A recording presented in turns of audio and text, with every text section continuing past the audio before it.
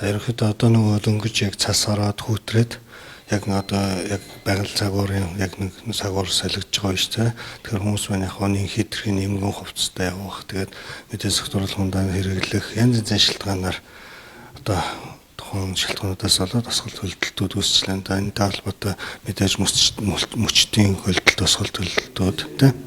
За асуулт гэдэг нь бүхэн бол амнаас эрсдэх аюултай. За гэтэл хөлдөлтүүд маань мөчтөд үүсэх. За энэ талбарт агаар ороо тайрагдах гэмчлэн өрсөлдөлт өндөрлөд үүсэж байгаа. Зөвлөгөө зөвлөмжийн хувьд бол яг хуу асуулт хөлдөлтийн хувьд бол одоо нөгөө 12 сар үе яг эд нөгөө баяр ёслолын үе те. Тэгэхээр иргэд маань нөгөө сектурлгуунд хэтрүүлгээр гэсэн үедээ бие авчих чадвар алддаг. Мөн мэдээж шинж баяр дээр хамгийн гоё сайхнаар очдог те. Тэгэхээр хит нэмгэн готл өмссөн үедээ согтсон үедээ ч юм уу нөгөө өөрийнхөө хөлдөлт үүсэж байгаа үеийг мэдэхгүй байх ч юм уу. Иймэрхүү эрсдлүүд байдаг. Энээс олж цаашдаа нөгөө мөчт тайрагдахгүй юу? Өөрөөр хэлбэл хөлбөмбөгийн шатамж алдах, мөн зарим үедээ нөгөө бусдыгаа нөгөө хүмүүс маань согтцсон. За гэртээ харин гэдэг хүм муулган өөр өөртөө явчихдаг. За нөгөө зарим нэг нь хараа яналтг үлддэг.